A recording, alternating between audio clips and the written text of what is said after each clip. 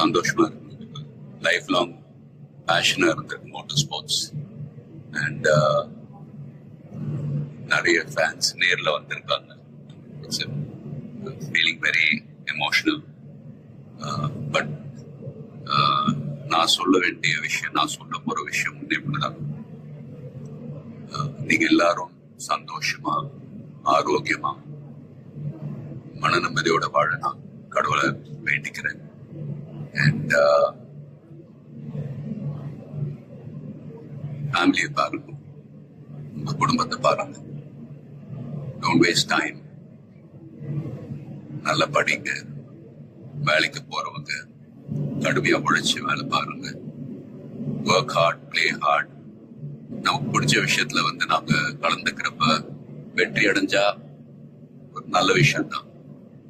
but if you don't